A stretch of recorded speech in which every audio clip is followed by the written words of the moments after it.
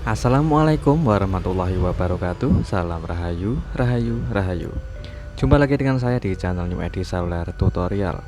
Di kesempatan kali ini saya ada paketan. Kita akan coba untuk unboxing dulu. Ini adalah kiriman dari salah satu sahabat subscriber asal Semarang, Jawa Tengah, teman-teman. Beliau sudah konsultasi sebelumnya, yaitu untuk perbaikan Samsung M31 untuk penggantian LCD 1 set. Namun beliau esok harinya chat lagi untuk via WhatsApp menanyakan untuk kerusakan Xiaomi Mi 8 yang sinyal atau SIM cardnya tidak terdeteksi.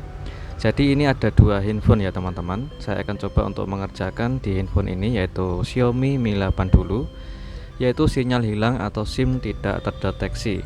Jadi sebelumnya itu handphone ini sudah beberapa bulan yang lalu.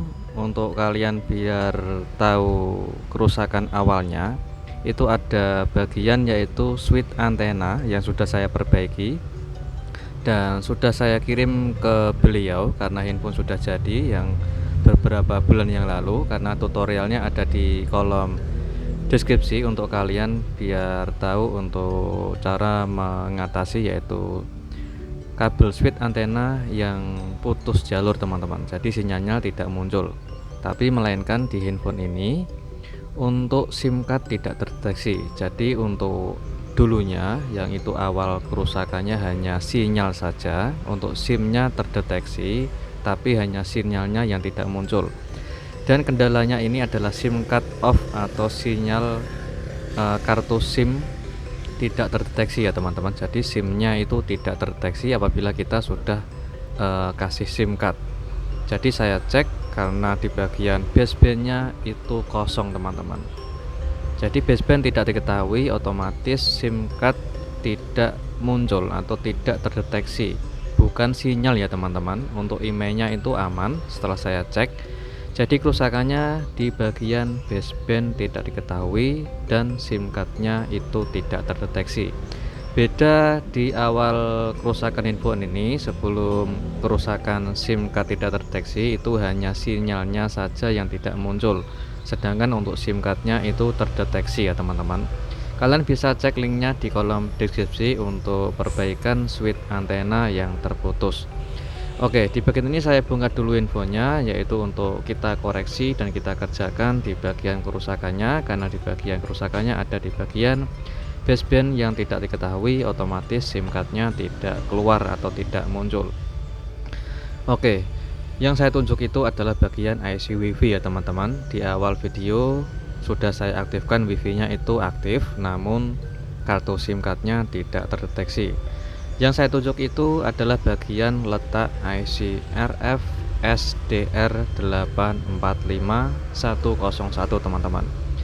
Kita bongkar kalengnya dulu dengan ekstra hati-hati. Jadi untuk membongkar kalengnya sengaja saya menggunakan tang potong dengan ekstra hati-hati. Apabila kalian takut merusak komponen, kalian bisa menggunakan blower sebagai pemanas untuk membongkar atau melepas kalengnya. Oke, setelah kita bongkar untuk kalengnya, ini adalah bagian yaitu IC SDR 845 yang tertulis Wacom SDR 845 ya teman-teman. Di situ adalah letak fungsi kerja dari baseband. Karena basebandnya tidak diketahui, kita coba untuk mengerjakan di bagian SDR 845 yang menyebabkan SIM card tidak terdeteksi. Oke, kita gunakan flux secukupnya saja. Dan kita akan coba untuk rehot atau kita memanasi IC SDR-nya. Dengan stylen blower saya menggunakan panas di angka 2,5, sedangkan untuk anginnya di angka 0 ya teman-teman. Untuk jaraknya juga dibatasi kurang lebih sekitar 1 cm, jangan terlalu dekat. Dan setelah kita panasi, untuk bikin di bagian kaki komponen IC SDR-nya itu bisa lebih matang lagi ya teman-teman. Biasanya disebabkan oleh sering jatuh dan juga kelemahan di bagian IC SDR ini biasanya menyebabkan SIM card tidak terdeteksi atau basebandnya tidak diketahui. Oke, setelah kita kerjakan, kita coba untuk menyalakan infonya dan sudah saya kasih SIM card Untuk kedua SIM card, yang satu kartu Tri dan yang kedua itu adalah kartu Telkomsel. Oke, setelah menyala kita coba untuk cek. Kita tunggu sebentar.